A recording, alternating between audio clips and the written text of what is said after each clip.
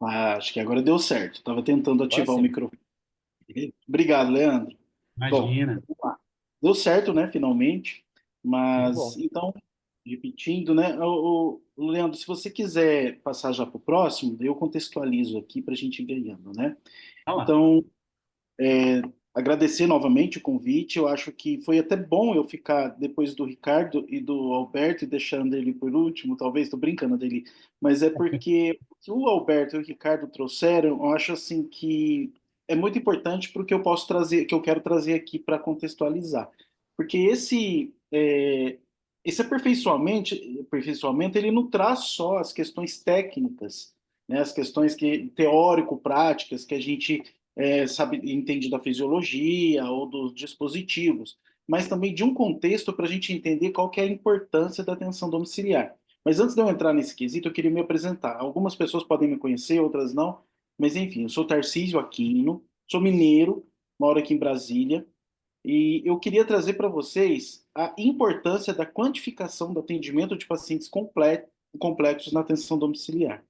E por que que eu quis trazer isso? Como eu disse, trabalho há 21 anos no SUS, tenho mestrado em Ciências da Reabilitação, trabalhei por muitos anos, 11 anos dentro de terapia intensiva. E aí, quando a gente trabalha, né, com pacientes complexos, a gente se apaixona pela transição do cuidado. Então, eu estou falando do meio aqui no quebra-cabeça, do que eu tô da forma que eu estou me apresentando para contar essa história. Então, eu tenho 21 anos de SUS. E é interessante que eu vejo aqui muitos, eu estava olhando no chat, tem muitas pessoas, muitos profissionais que ainda estão na faculdade, que são recém-formados e pessoas que trabalham na atenção domiciliar. Então, é uma oportunidade muito bacana, principalmente dos recém-formados e do que estão saindo da faculdade, para entender como a atenção domiciliar ela pode ser um campo, na verdade, ela é um campo muito importante de atuação e que agrega muito valor, não somente à vida do paciente, obviamente, mas também aos profissionais. Então, assim, eu sou apaixonado pela atenção domiciliar e eu tenho certeza que todo mundo que está aqui é. Num horário desse, se não estivesse aqui para aprender, né? Então, no momento da terapia, que eu fiquei 11 anos na terapia intensiva, concomitantemente eu trabalhei no serviço de atenção domiciliar, que foi o programa Melhor em Casa. Trabalhei como fisioterapeuta e na gestão também.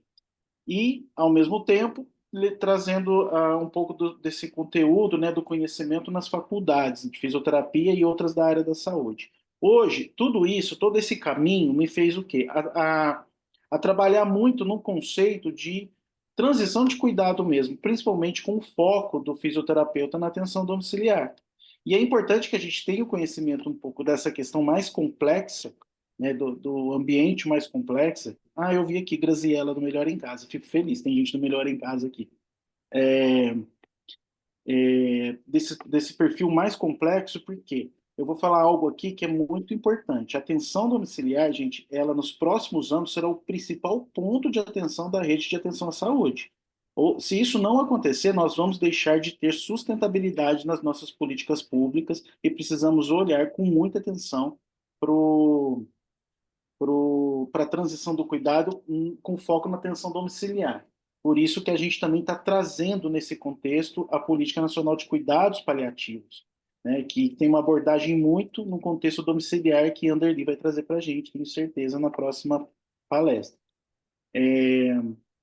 E com isso, né, eu acabei me envolvendo nas câmaras técnicas do meu conselho, que é de Minas no CREFITO 4, e no COFITO. Então, no COFITO, eu estou trabalhando num grupo de trabalho de cuidados paliativos, recém-criado, né, a Anderly também faz parte, num grupo, no GT de atenção domiciliar desde 2022, então a gente já vem tentando produzir algum conteúdo, e eu fico muito feliz dessa estratégia do Instituto Beta, por quê? Porque raramente a gente consegue agrupar tanta gente para falar da atenção domiciliar, e a gente tem que replicar esse modelo. Então, e no COFITO também com a Comissão Nacional da Classificação Brasileira de Diagnósticos Funcionais. Eu vou trazer um pouco disso hoje, né, e trabalho na coordenação geral da atenção domiciliar e cuidados paliativos no Ministério da Saúde. Então, venho trazer para vocês uma visão do que quão é importante a atenção domiciliar, na fisioterapia, na atenção domiciliar. Não vai dar tempo da gente falar milhões de coisas, não preparei uma aula para falar só de oxigenoterapia, de ventilação mecânica, mas eu quis trazer hoje no simpósio a importância da nossa atuação enquanto profissional dentro da atenção domiciliar. Porque aqui, nesse momento, a gente tem a oportunidade de nos formarmos pessoas capacitadas e agregar valor na área. Pode passar, por favor, Leandro. Então, o que eu vou trazer nesse sentido? Um contexto muito rápido aqui, né, que ao longo desses anos todos, e é para falar de atenção domiciliar, bem falado como o Ricardo e o Alberto trouxe, né, porque quando a gente está na graduação, a gente quer pôr a mão na massa e aprender os dispositivos, a ventilação mecânica. Até na época que eu me graduei, 22, 23 anos atrás, não se falava muito em ventilação mecânica domiciliar, estava nascendo, né, um pouco desse conceito, enfim. E hoje vocês vão perceber que isso já está muito inserido na rede de atenção à saúde e também dentro do Ministério da Saúde estão sendo criadas políticas públicas, instrumentos, equipamentos, quando eu falo, são equipes e dispositivos de linha de cuidado voltados exclusivamente para a ventilação mecânica. Então, é importante que vocês tenham esse conceito da atenção domiciliar. E por que eu falo isso? Né? De um modo bem geral, hoje nós sabemos que nós nos reproduzimos menos, mas nós envelhecemos mais. Então, a população vem crescendo e, com isso, também as doenças crônicas não transmissíveis. E se nós não tivermos estratégias para isso, os hospitais ficarão superlotados e nós morreremos nos hospitais infelizes e deixaremos a atenção domiciliar ali somente para quem está bem, entre aspas, né? Pode passar, por favor. Mas ainda assim vou contextualizando esse slide. Então, com o surgimento da tecnologia, lá na Revolução Industrial, fez com que a gente avançasse muito em tecnologia. Então, nós conseguimos sobreviver com aparelhos, mas, em consequência, o preço foi muito caro.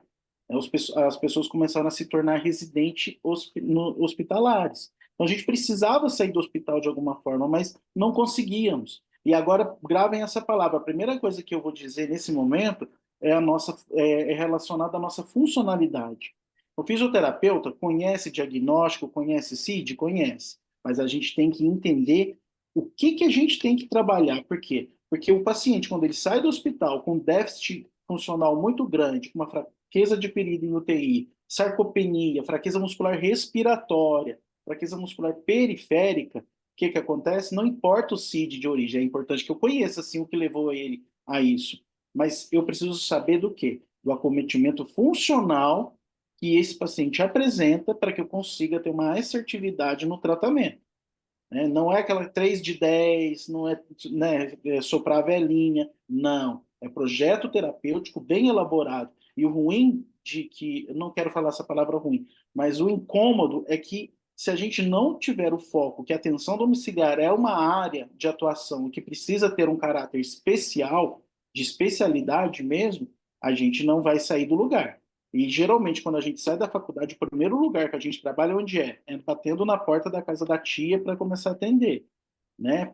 É o domicílio que é o nosso primeiro foco. Então, a gente não pode subestimar nem banalizar nossa atuação. E com isso, é importante que a gente entende que a atenção domiciliar ela está permeável, ela está inserida em todas as áreas da atenção da saúde. Por quê? Eu realizo visitas domiciliares na atenção primária, eu realizo reabilitação domiciliar com pacientes mais complexos, e esse é um grande gargalo que nós temos em relação ao serviço público, porque dependendo da logística, dependendo de como são utilizados os recursos, o fisioterapeuta ele não consegue desempenhar o seu papel enquanto reabilitador dentro do Melhor em Casa, por exemplo, né? E por que que o hospital, a atenção domiciliar está inserida dentro do hospital? Porque é a outra ponte do fluxo do braço do hospital que vai ocorrer a transição hospitalar. Desculpa, a transição do cuidado.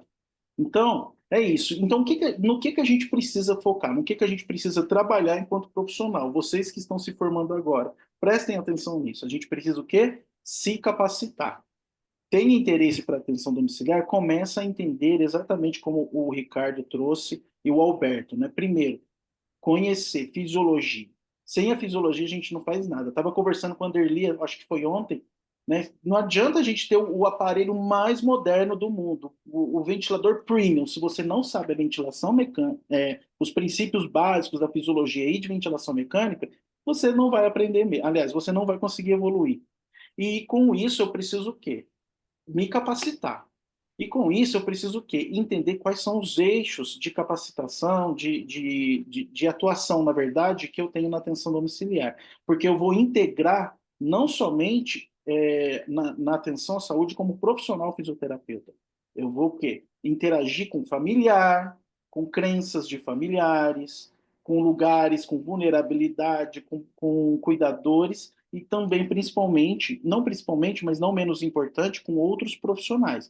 Fisioterapeuta não trabalha sozinho. Eu preciso de um nutricionista para prescrição de dieta, para trocar uma ideia. Eu preciso de um fonoaudiólogo também para me auxiliar no processo de decanulação. A gente não vai falar isso, o professor Ricardo vai ter essa aula, mas assim, não é o fisioterapeuta, ele não é responsável por aplicar decanulação, realizar decanulação ou troca de cano. Ele participa do processo, sim, mas esses atos a gente tem que tomar muito cuidado por conta dos nossos acórdãos também. É, e deixa eu continuar então, né? Pode passar. E quando eu falo da reabilitação, o fisioterapeuta ele tem que estar integrado na reabilitação. E dentro quando a gente vai sair da faculdade para atender no domicílio, até o Ricardo falou, né? Eu preciso o quê? Eu preciso entender qual, acho que foi o Alberto. É uma mala cheia de aparelhos que eu preciso levar? Eu não sei. Qual que é o aparelho que eu vou escolher? Vai depender da minha avaliação. Então, de um modo geral, eu não tenho que ter desculpa se eu não tenho o aparelho, eu não tenho que ter desculpa se eu não tenho logística, se eu não tenho processo, se eu não fiz um curso de administração pessoal. Isso a gente consegue se capacitar, né? Nós conseguimos nos capacitar. Então, é interessante que a atuação na atenção domiciliar ela não é tão cara. Ao longo do tempo, você sim pode fazer o quê? Você pode investir, né, com equipamentos é, mais modernos, enfim, como a máquina de tosse que o Alberto trouxe, o Power Brief, enfim, né? Mas aqui, quais são os eixos da fisioterapia na atenção domiciliar? Capacitação, que eu já falei muito aqui, e vocês estão tendo essa oportunidade agora.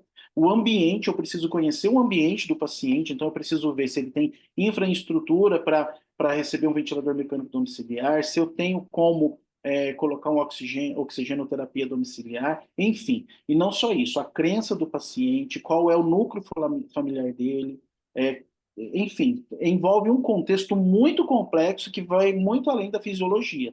Então, o atendimento não é só centrado na condição clínica, mas também no quê? No desenvolvimento social, na CIF, né, gente? Nós fisioterapeutas temos que ter uma visão bem CIF aí, digamos assim.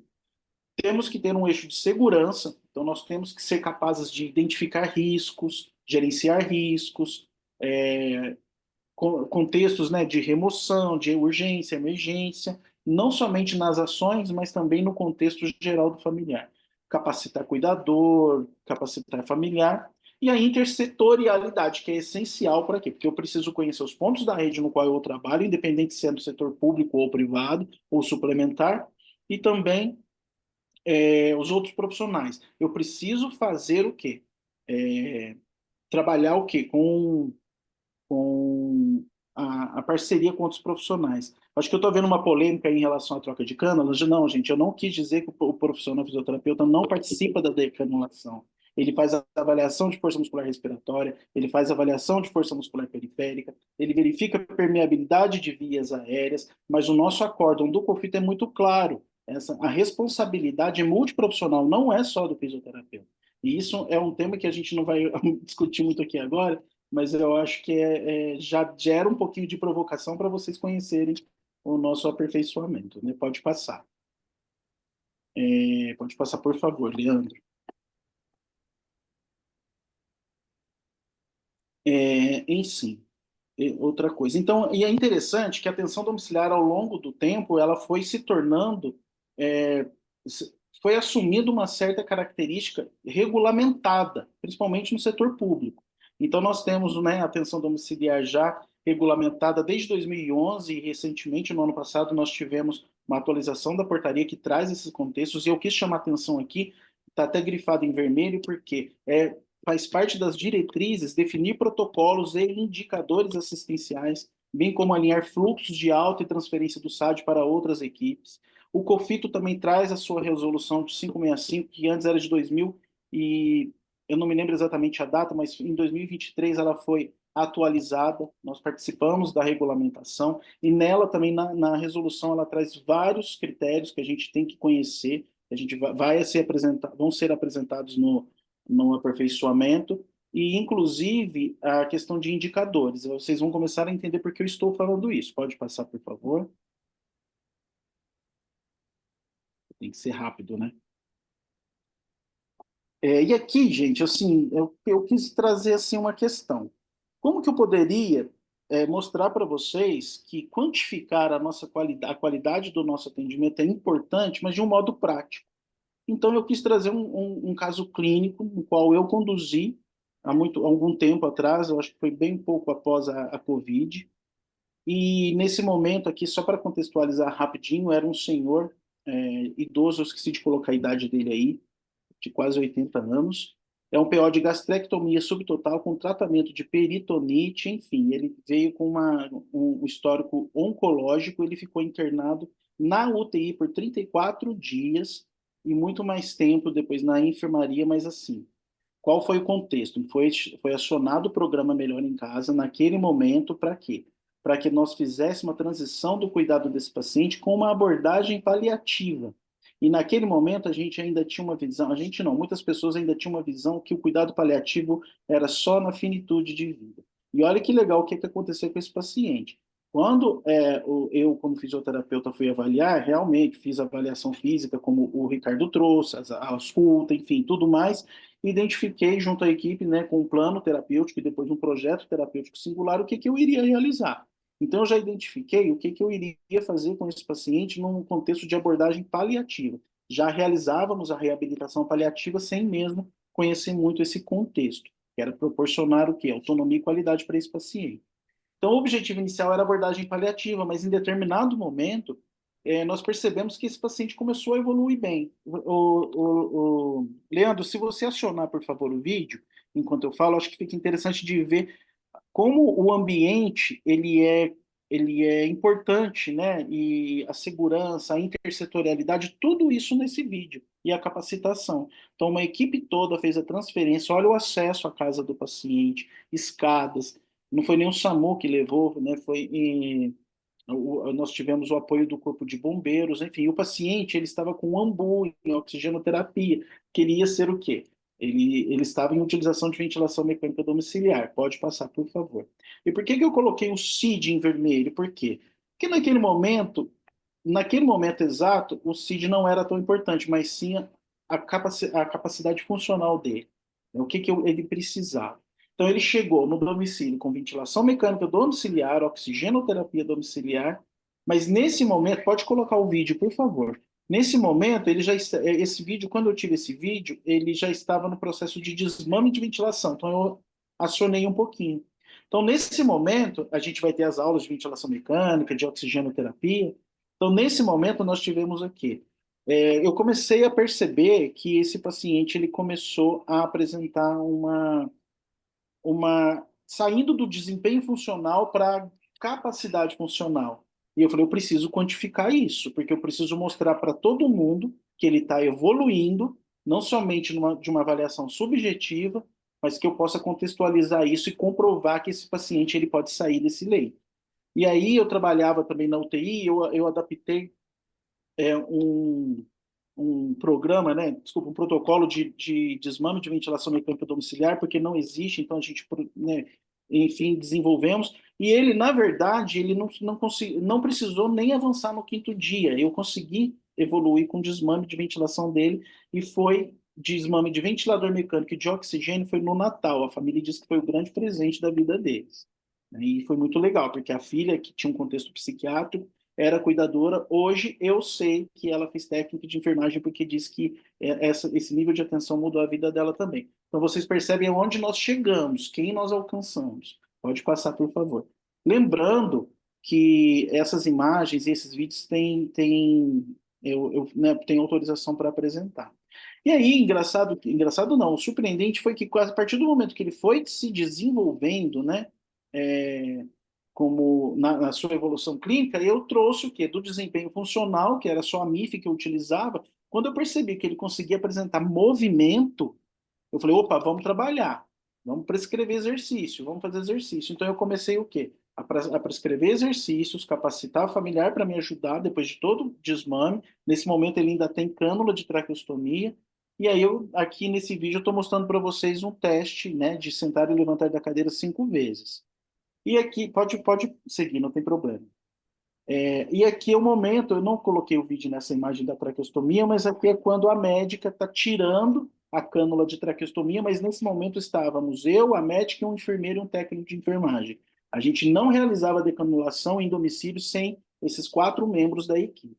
E no vídeo a seguir a gente consegue perceber o quê? Que ele, essa imagem é muito, volta só um pouquinho, por favor, né? Essa imagem, para mim, ela é muito simbólica, por quê? Porque a gente observar como ele chegou no domicílio e ele, né, indo em direção à porta que tem essa iluminação do sol, era bem de manhãzinha, isso é fantástico, porque ele disse que o grande sonho da vida dele era tirar a cânula e poder caminhar ao sol. E esse foi o dia que a gente fez, né? Tiramos a cânula e depois de um outro dia que a gente foi visitar para ver se ele estava bem, ele foi, ó, tô indo ao sol. E esse é um caso que me emociona muito porque traz abordagem paliativa e a reabilitação funcional envolvendo tudo que a gente tem. Paciente complexo, contexto de dispositivos como ventilação mecânica, oxigenoterapia, testes funcionais, como o Ricardo trouxe. Então, a gente precisa fazer testes funcionais e isso é muito legal porque vocês vão aprender a quantificar isso dentro da CBDF. Já dei o spoiler, né? Mas tudo bem. Pode passar, por favor. Estou finalizando já. E aqui, só para vocês perceberem quais eram as variáveis que eu estava mensurando naquele momento. A MIF. A MIF é uma ferramenta que eu gosto muito, embora ela seja extensa. Por quê? Porque ela tem um contexto multiprofissional. Então, eu avaliei a MIF quando ele chegou, deu 18, na fase intermediária, durante o tratamento, 31, e no final, 103. Isso, a gente entende que a MIF ela vai de quê? De 18 a 126. E ali a gente gradua o nível de funcionalidade. Quando eu percebi que ele saiu do 18 para o 19, para o 20, para o 21, eu já comecei a focar para que eu ia trabalhar com ele com a capacidade funcional, não mais com desempenho. E nesse momento eu trabalhei com reabilitação pulmonar, com as aulas do Alberto, e também focando na ventilação mecânica domiciliar, desmame de tráqueo, oxigenoterapia, e abordagem paliativa. Então, olha, a PI máxima dele inicial era -20. Eu sei disso por quê? Porque eu vi no ventilador. E ele saiu com -95. A PE máxima dele, eu não conseguia ferir no início, mas depois de 50 foi para 90. O pico de fluxo expiratório, que eu avaliei para verificar desmame de ventilação, aumentou. O pico de fluxo de tosse para desmame de cânula aumentou. E aí, né, a cereja do meu bolo foi o quê? O teste de sentar e levantar da cadeira 5 vezes para um idoso. Eu consigo determinar o quê? Sarcopenia, eu consigo determinar que ele melhorou com a fraqueza adquirida na UTI. Então, ele conseguiu 19 segundos fazer isso para uma pessoa que não conseguia movimentar o dedo. Né? E a dinamometria, a força de preensão palmar. A gente sabe também que tem preditores para ganho de mortalidade, morbidade e evolução clínica, né, positiva com ganho de força muscular periférica. Então foi isso que aconteceu. Só que faltava algo, né? E nesse momento, além de eu ter me preocupado com o paciente, a gente começou a envolver a família. Mas isso é uma história para outro momento que eu vou contar para vocês depois. Mas faltava algo também. Eu precisava o quê? Me aprimorar com códigos e indicadores para comprovar que tudo isso aconteceu. Eu consegui provar. Eu consegui muitas coisas com esse paciente naquele momento. Infelizmente, ele morreu, mas felizmente ele morreu com dignidade, sem dor, com autonomia. Então a gente tirou ele da cama para um paciente que iria morrer no leito, né? A gente conseguiu trazer ele de volta. Pode passar, por favor, que eu estou no finalzinho. O que faltava algo, aqui eu estou dando um exemplo de que eu vou trazer nas aulas também, como que a gente pode avaliar a MIF como uma ferramenta de transição de cuidado. Pode passar, por favor. E assim, o que que faltava? Era isso, né? E coincidentemente isso veio logo depois que o Cofito desenvolveu a nossa classificação brasileira de diagnósticos funcionais. Agora você me pergunta, caramba, eu vou ter que ficar aprendendo, ficar preenchendo formulário, criar um sistema e não sei o que mais. Sim, vai. A gente, se você quer trabalhar na atenção domiciliar, quer agregar valor, quer ser um profissional, porque isso que a gente está apresentando para vocês é o quê? É agregar não valor só à sua conduta, mas é agregar valor profissional, você vai ser uma pessoa bem recomendada, e agregar também um valor pessoal, né, gente? Nada melhor do que a gente cumprir a nossa missão e ficar feliz com o que a gente desenvolve. Então, eu vou apresentar para vocês também o que é a CBDF, que é o que é uma classificação que a gente traz para avaliar os nossos pacientes num contexto de diagnóstico funcional. Pode também passar, por favor, que eu não vou ficar lendo nos contextos todos agora, as aulas vão estar para isso. Mas é interessante esse parágrafo, esse slide aqui, ó, que a CBDF ela é fundamental para aprimorar a sistematização dos nossos diagnósticos fisioterapêuticos. Estabelece um padrão epidemiológico robusto para a identificação de condições de saúde relacionadas ao movimento, à funcionalidade dos órgãos. E ela deve ser utilizada como padrão para descrição e codificação dos diagnósticos. Eu vou dar um spoiler para vocês também. Em médio e longo prazo, muitos setores vão estar utilizando essa CBDF, inclusive em seus sistemas. Então é importante que a gente conheça isso agora. E ela traz o quê? No caráter de avaliação, a intersetorialidade, porque na atualização agora ela trouxe um contexto social, diagnósticos funcionais, acompanhamento e evolução do indivíduo tratado e principalmente na transição do cuidado. Pode passar aí, por favor. E aqui eu mostro para vocês, assim, só, né, num contexto rapidinho, como que eu vou utilizar. Não vou falar para vocês sobre os códigos agora, o que eles são, como são, mas eles trazem para a gente quais são as graduações que a gente vai avaliar. E junto isso, eu posso escolher qual ferramenta que eu quiser. Por exemplo, a força muscular respiratória. Eu posso usar o manovacômetro, eu posso usar o Power Brief, e de acordo com o meu diagnóstico, eu vou criar um código de funcionalidade para ele. Então, eu dou um código de diagnóstico funcional e também um código que, de evolução do paciente. Pode passar, por favor.